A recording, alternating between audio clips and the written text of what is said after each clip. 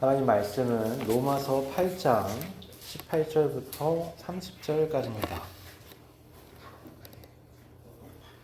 로마서 8장 18절부터 30절까지입니다.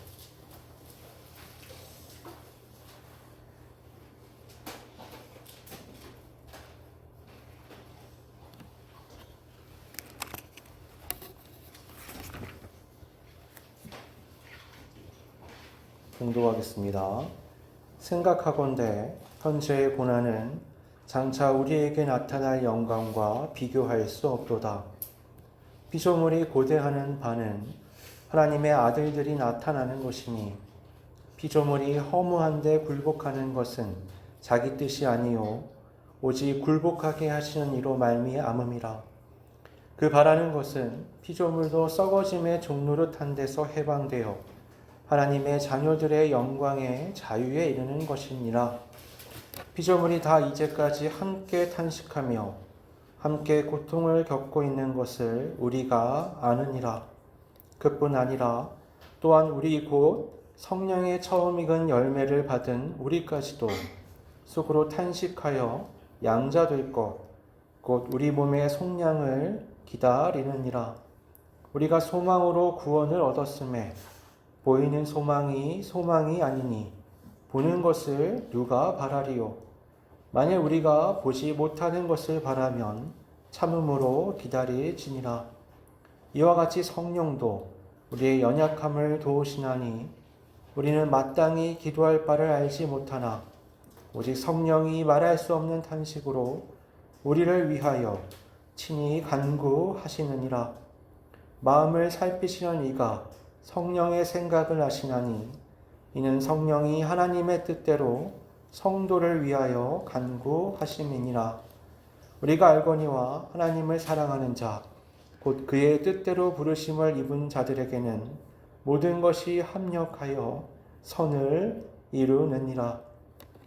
하나님이 미리 아신 자들을 또한 그 아들의 형상을 본받게 하기 위하여 미리 정하셨으니 이는 그로 많은 형제 중에서 맏아들이 되게 하려 하심이니라. 또 미리 정하신 그들을 또한 부르시고 부르신 그들을 또한 의롭다 하시고 의롭다 하신 그들을 또한 영화롭게 하셨느니라. 아멘. 우리는 지난 시간 하나님의 자녀가 되어 하나님을 아빠, 아버지라 부르는 놀라운 특권과 또 그리스도와 함께 상속자가 되었다는 벅찬 약속을 받았습니다. 이 약속의 끝에 뭐가 있었죠? 우리가 그와 함께 영광을 받기 위하여 고난도 함께 받아야 할 것이다 라는 말씀이었습니다. 그러니까 피해갈 수 없는 고난의 현실이 우리 앞에 있는 겁니다. 우리한테 그런 질문을 가져다주는 말씀이죠. 왜 영광으로 가는 길에는 고난이라는 관문이 있어야 하는가? 예기치 않은 질병, 관계의 깨어짐, 재정적인 어려움, 이유를 알 수 없는 마음의 고통, 그런 것들 속에서 우리는 절망하며 묻게 됩니다. 하나님, 왜 하필 접니까? 왜 지금입니까? 제가 하나님의 자녀가 맞다면, 구원받았다면, 선택하셨다면 제가 왜 이런 고통을 겪어야 합니까? 이런 질문 해보신 적 있죠? 여러분, 이게 믿음이 없어서 하는 질문이 아니고요. 힘드니까 하는 질문인 거예요. 바울은요, 이 현재의 고난과 미래의 영광이라는 이 두 개의 거대한 기둥 사이에 오늘의 소망이라는 다리를 어떻게 잘 놔야 우리가 건너갈 수 있는가에 대해서 얘기를 합니다. 우리가 가장 먼저 직면하는 것은 현재의 고난이 실제 한다는 사실이에요. 성경은 결코 성도의 삶에 고난이 없을 거라고 얘기하지 않습니다. 당연히 고난이 있을 거라고 말해요. 그러니까 그런 건 굉장히 이상한 겁니다. 고난이 있어서 하나님께 기도하면 하나님이 해결해 주실 거다. 맞아요, 여러분. 해결해 주실 때가 있습니다. 고난이 있을 때, 고통이 있을 때 기도하면 질병을 치료해 주신다. 맞아요. 치료해 줄 때가 있고요. 치료해 주는 사람이 있습니다. 근데 그런 건 잘못된 거예요. 어떤 사람한테 가서 안수를 받으며 어느 기도원에 들어가서 기도를 하면 믿음이 어때서 얼마만큼 어떻게 하면 하나님이 응답을 해주신다. 네, 그건 비나이다가 되는 거예요. 여러분, 주권이 나한테 있는 게 아니고 하나님께 있잖아요. 사도 바울을 떠올려 보세요. 사도 바울이 얼마나 대단한 하나님의 그 치유의 통로였냐면, 이 사람이 지나갈 때 그 그림자만 덮쳐도, 이 사람의 손수건만 사람이 닿아도 병이 낫는 거예요. 정작 자신은 하나님 앞에 죽기를 각오한 간절한 기도를 3번이나 했는데 하나님이 치료해 주지 않으셨어요. 보통 우리가 간질로 예상을 하는데, 여러분 얼마나 사람이 수치스럽겠어요. 대단한 사도로 사람들에게 인정받고 복음을 전하는데 갑자기 복음을 전하다가 간질로 사람들 앞에 쓰러지는 거예요. 누구나 다 나를 아는데 길 가다 갑자기 간질로 쓰러지는 거죠. 그러니까 이게 얼마나 복음에 방해가 된다고 여겼겠어요. 스스로도 고통스럽고 기도를 했는데 하나님이 하신 말씀이 내 은혜가 네게 족하다였어요.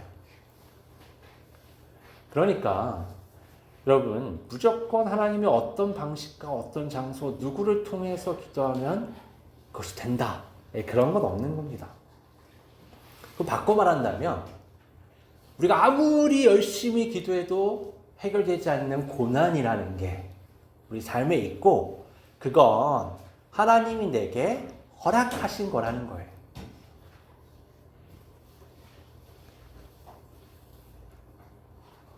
18절은 그렇게 말씀하죠. 생각하건대 현재의 고난은 장차 우리에게 나타날 영광과 비교할 수 없도다. 이건 여러분, 그래 미래에 영광이 있으니까 지금 힘든 거 어떻게든 참아봐야지, 그런 어떤 정신승리의 문제가 아니에요. 이거는 가치평가의 문제입니다. 저울에 현재 고난을 달아놓고요, 또 이쪽 저울에 미래의 영광을 달아놓은 겁니다. 바울이 이렇게 보니까 비교할 수 없을 정도로 미래의 영광이 무거운 거예요. 부활의 몸을 입고 새 하늘과 새 땅에서 하나님의 영광이 내 영광이 되고 그 안에 동참하여 삶을 살아간다는 걸 현재의 고난과 따져 면밀히 계산을 해보면 도저히 이거는 비교할 만한 것이 되지 않을 정도로 압도적 가치를 갖는 겁니다. 그래서 이렇게 표현해요. 우리가 잠시 받는 환난에 경한 것이 지극히 크고 영원한 영광에 중한 것을 우리에게 이루게 함이니. 고린도 후서에 나오는 말씀이에요. 지금의 경한 것이 미래에 크고 영원한 영광에 중한 것을 이루게 한다는 겁니다. 인생이 얼마나 짧은지 아세요? 어떻게 알 수 있냐? 여러분, 지나간 삶을 한번 생각해 보세요. 너무 순식간이었죠? 네, 모두가 그럽니다. 아니, 어제 태어난 것 같은데 인생이 지금 벌써 이렇게? 그러면 우리가 죽는 그 순간이 됐을 때 주마등처럼 지나간다 그러잖아요. 인생이 얼마나 짧게 스쳐 지나가겠어요. 인생은 쏜살 같습니다. 활에서 나간 화살 같은 거예요. 우리가 지금도 느끼잖아요. 모든 삶이 그래요. 바울이 얘기하는 게 그겁니다. 근데 지금 현재 우리가 겪는 고난에 대한 우리의 인식은 이게 너무 깊고 힘드니까 이 고난의 시간만 상대적으로 너무 크게, 깊게 느껴지는 거예요. 바울은 이 지점에서 소망이라는 걸 등장시킵니다. 여러분, 이 소망은 잘 됐으면 좋겠다, 그런 바람이 아니에요. 성경이 말하는 소망은 미래의 확실한 영광을 앞당겨서 오늘 붙들고 살아가는 능력을 말하는 겁니다. 이런 거 있잖아요. 될지 안 될지는 모르겠지만 내가 그걸 꿈꾸면서 지금 열심히 살아봐야지, 이런 게 아니라고요. 너무나 분명한 확실한 소망을, 미래 영광을 앞당겨서 지금 내가 그걸 가지고 살아가는 것, 이걸 성경은 소망이라고 말씀합니다. 그래서 이 소망으로 오늘을 이겨내는 거예요. 이 소망이 있기 때문에 현재의 고난 속에서 참음으로 기다릴 수가 있는 겁니다. 그러면 이 소망을 품고 현재의 고난을 살아가는 사람에게 어떤 현상이 나타나느냐? 왜 그럴 것 같잖아요. 믿음이 충만해서 소망이 있는 사람은 왜 항상 힘든 일이 와도 굳건히 이겨내고, 믿음으로 사람들이 동료하고, 시험도 막 거뜬히 이겨내고 잘 살아갈 것 같잖아요. 근데 오늘 본문은 뭐라고 얘기하냐면 바울은 탄식한다 그래요. 탄식이 뭐예요? 어제도 하셨죠? 아휴, 네. 오늘 아침에도 아휴, 일어났는데 막 어때요? 허리가 아프고 어깨도 아프고. 생각해보니까 어때요? 어제 한마디 들었던 게 또 생각이 나고, 씻다가도 어때요? 몇 주 전에 들었던 사건이 생각이 나. 사람이 그러는 거예요. 탄식하죠.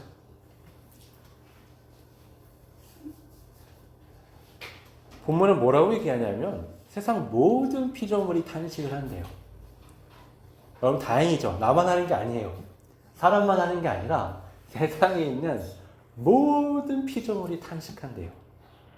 그리고 성령의 처음 익은, 본문에 그렇게 얘기해요. 성령이 처음 익은 열매를 받은, 그러니까 그냥 일반 사람이 아니라 하나님의 놀라운 구원을 받은 사람도 탄식한대요. 그러니까 여러분 정상이에요. 네, 다 정상이신 거예요. 그러니까 탄식이 하는 게 여러분 믿음이 없다, 소망이 없다, 그런 부정적 신호가 아닙니다. 그러니까 탄식도 하지 않고 괜찮은 척을 하는 건 그건 여러분 가식이에요. 위선이죠. 그럴 필요 없어요. 그냥 탄식할 땐 탄식하셔도 됩니다. 이 탄식을 뭐라고 얘기하냐면 이건 거룩한 신음이라고 얘기하는 거예요. 생각을 해보세요. 우리는 성령의 내주하심을 통해서 하나님의 나라가 어떤 건지 맛봤어요. 다 먹었다가 아니에요, 여러분. 맛을 본 겁니다. 생각해보세요. 배가 너무 고픈데 엄청나게 맛있는 처음 먹어보는 천상의 음식을 맛만 본 거예요. 그럼 사람이 어떻겠어요? 그거 먹고 집에 만들다만 그 푸석한 밥을 먹으려고 하니까 한숨이 나오는 거죠. 너무 먹고 싶은 거예요. 하나님의 나라에 대한 향수병 같은 게 있는 거예요. 그래, 하나님의 나라는 이런 거지.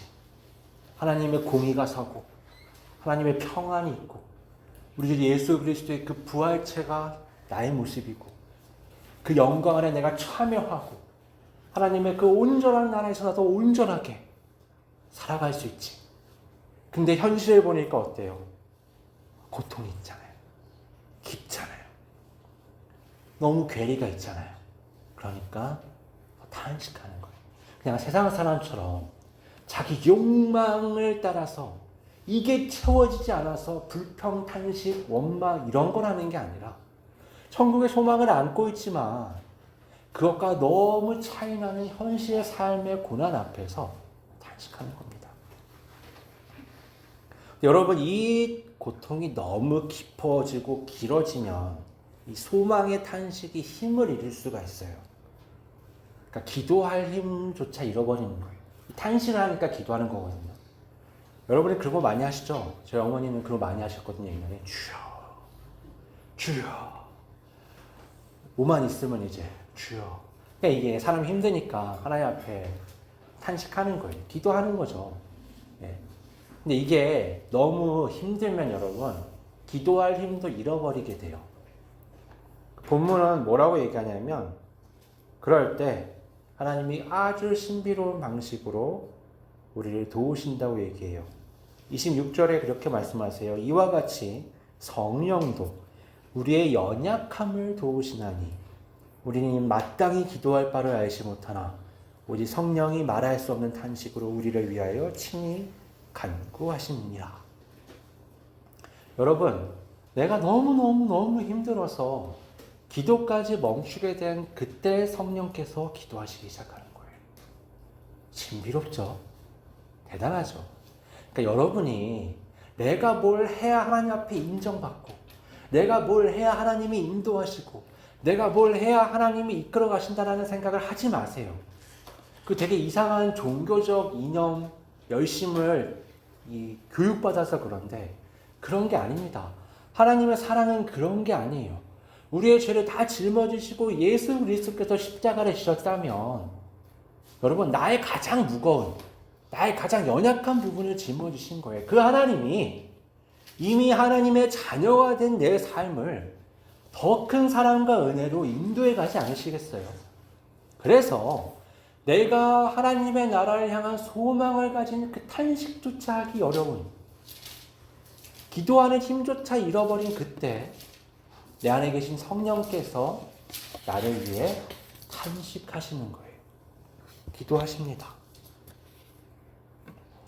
아이의 마음을 헤아려 대신 간호하며 탄식하는 부모의 마음과 같은 거예요.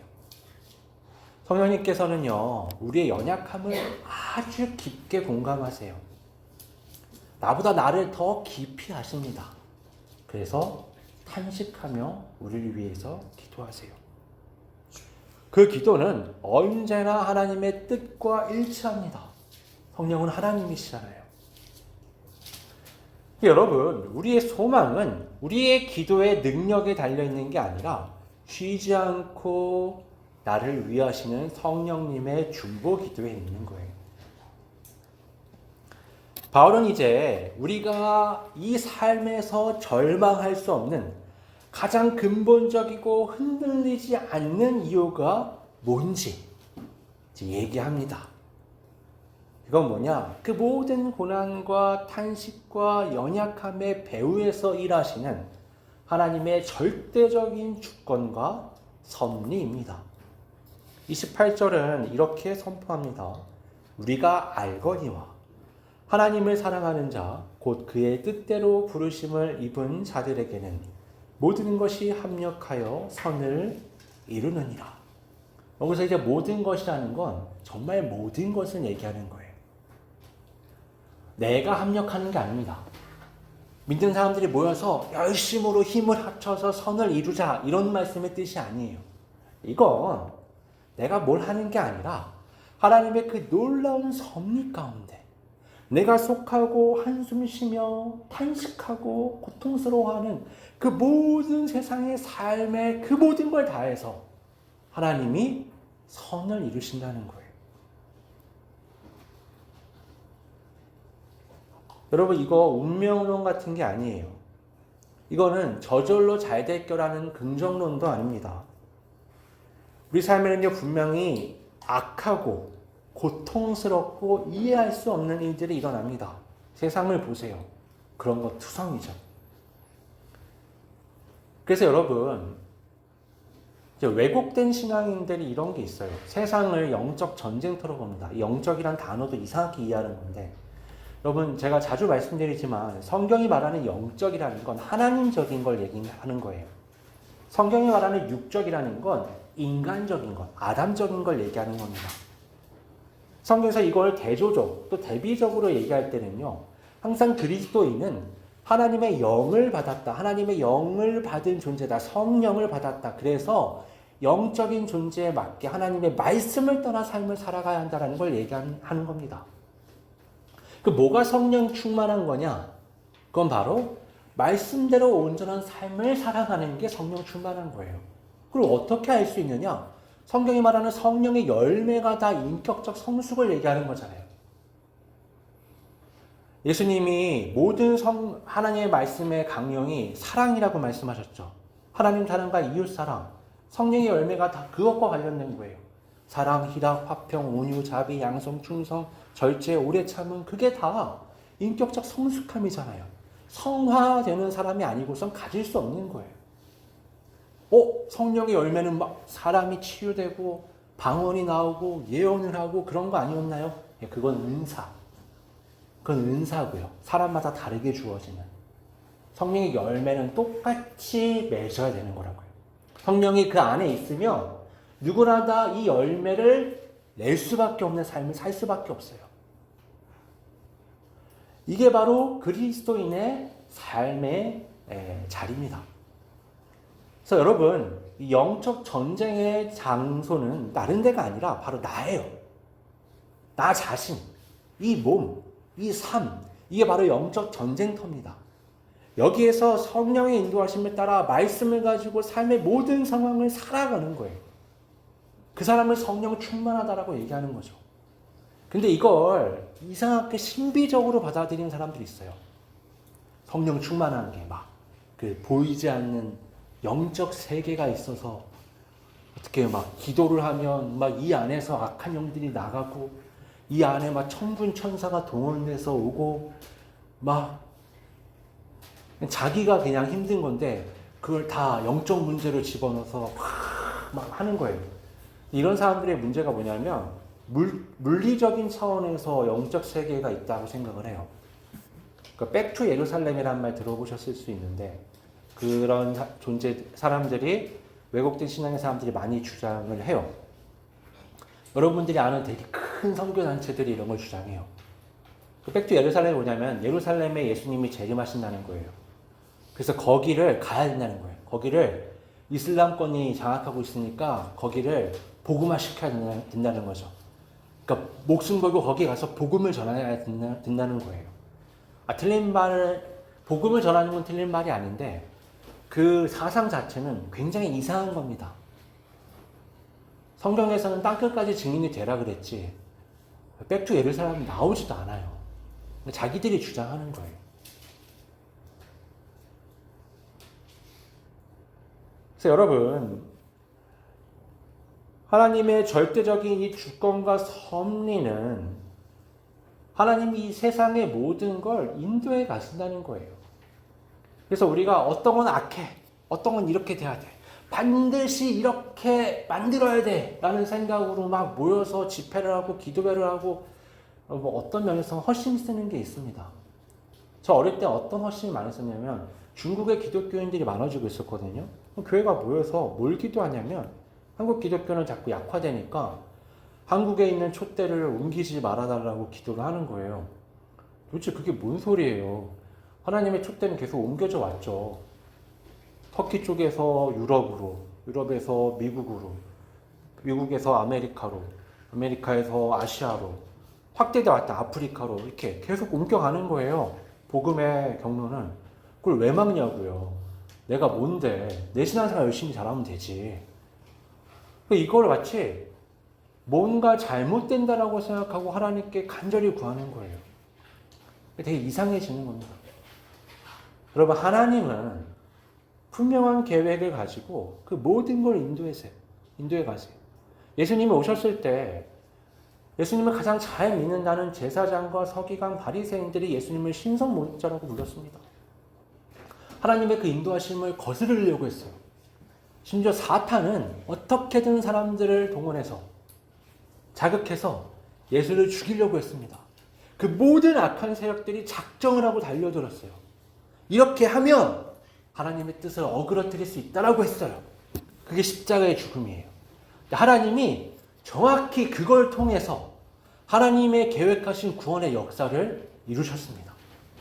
그러니까 십자가 사건을 보면서 우리가 확실히 알 수 있는 건 뭐냐면 세상 모두가 달려들어서 세상 모든 악한 존재들이 다 나서서 하나님의 뜻을 어그러뜨리려고 해도 하나님은 그 모든 걸 통해서 하나님의 뜻을 이루신다는 거예요. 하나님이 얼마나 엄청난 존재인지 위대하신 분인지 그분의 섭리가 얼마나 대단하고 우리가 헤아릴 수 없는 것인지 우리가 확인할 수 있는 게 십자가와 부활입니다. 그 말씀하시는 거예요. 그 하나님이 우리를 구원하셨고 우리에게 확실한 미래의 소망을 안게끔 영광을 예비하셨다면 우리가 겪는 고난, 우리가 이해할 수 없는 세상의 일들, 수많은 것들이 있지만 하나님이 그것들 통해서 하나님의 뜻을 이루시며 나를 인도하시니 너는 소망을 잃지 않아야 한다라고 말씀하시는 거예요. 하나님이 그 확실한 손길 안에 내가 있다는 걸 말씀하시는 겁니다. 내가 성공할 때도, 내가 실패할 때도, 내가 기쁠 때도 슬플 때도, 내가 심지어 죄를 지어 실수하는 그때도 하나님은 모든 걸 조화롭게 엮으셔서 하나님의 선을 이루어 가십니다. 놀라운 거죠. 굉장한 거죠. 그러니까 자신을 가지셔야 돼요. 스스로를 두고 자신을 갖는 게 아니고요. 하나님의 구원과 인도하심을 보고 자신감을 갖는 겁니다. 이건 차가운 교리가 아니에요. 이건 하나님의 그 뜨거운 사랑의 서사입니다. 하나님이 어때요? 오늘 본문에 나를 미리 아셨죠. 나를 미리 정하셨죠. 그리고 나를 부르셨어요.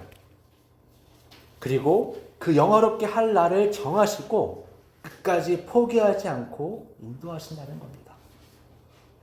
영화롭게 하셨다라는 말씀이 과거 시제로 나오거든요. 이상한 거예요. 여러분, 영화롭게 하신다는 건 미래의 일이잖아요. 근데 오늘 본문은 뭐라고 단언하냐면 영화롭게 하셨다. 그러니까 그 미래의 영화는 지금 우리가 너무 당연하게 붙잡을 수 있는 완성된 것이라는 겁니다. 그러므로 우리는 희망을 가져야 돼요. 소망을 가져야 합니다. 여러분, 우리는 고통스러운 현실 앞에 서 있습니다. 모든 피조물이 우리와 함께 신음하며 탄식합니다. 모든 믿는 자들이 탄식을 해요. 나만 특별히 탄식하는 거 아닙니다. 그러나 우리는 절망하지 않습니다. 왜냐하면 이 잠깐의 고난이 우리가 경험하게 될 미래의 영광에 비했을 때 아무것도 아니기 때문에 그래요. 그걸 우리는 확실히 아는 겁니다. 오히려 이 탄식이 우리 안에 살아있는 소망의 증거라는 걸 우리가 깨달아야 돼요. 그 소망을 알기 때문에 내가 지금 오늘 이 상황에서 탄식하고 있구나. 우리가 기도할 수 없는 그 힘든 상황 속에서도 그래서 성령님께서 지금 나를 위해 기도하고 계시구나 라는 것을 알아야 합니다. 이 모든 과정을 통해 나를 영원 전부터 하시고 영화롭게 하시고 결코 포기하지 않으시는 하나님의 그 확실한 섭리가 내 삶을 엮어가고 계신다는 걸 신뢰해야 해요. 이번 한 주 삶의 고난의 무게가 느껴질 때가 있겠죠. 그 고통의 의미를 생각하며 묻기 전에 먼저 하나님을 바라보시며 내가 그분의 확실한 손길 안에 있다. 그리고 확실한 영광의 삶을 향해 있다. 라는 것을 신뢰하시기 바랍니다. 여러분 인생의 가장 큰 어려움의 고난의 조각일지라도 여러분 지금 그게 나를 영광으로 인도해 가시는 하나님의 인도하심의 한 조각입니다. 큰 믿음과 소망으로 하나님의 영화의 삶을 바라보며 나아가는 우리 모두가 되기를 바랍니다. 아버지 하나님, 우리 삶에 쓸데없는 것은 하나도 없음을 오늘 알았습니다. 내가 가장 힘들어하는 그 순간, 내가 수치스러워하는 그 죄, 내가 힘겨워하는 삶의 거대한 벽들 앞에서도 합력하여 선을 이루어 가시는 하나님의 손길 위에 있음을 오늘 확신하게 되었습니다. 그 모든 것을 다 무게를 달아봐도 하나님이 우리를 위해서 이미 주신 천국의 영광과 비교했을 때 도저히 그 무게 차이를 우리가 따져볼 수 없을 정도로 천국의 영광이 큼을 우리가 또한 알았습니다. 우리 모든 삶의 상황 가운데 자신을, 고통을, 문제를, 세상을 바라보기 이전에 하나님의 그 놀라운 섭리를, 우리에게 주신 그 영광을 바라보며 믿음을 잃지 않고 성령의 인도하심과 이끄심을 의지하여 삶을 걸어갈 수 있도록 하나님 인도하여 주시옵소서. 거룩하신 예수님의 이름으로 기도드립니다. 아멘.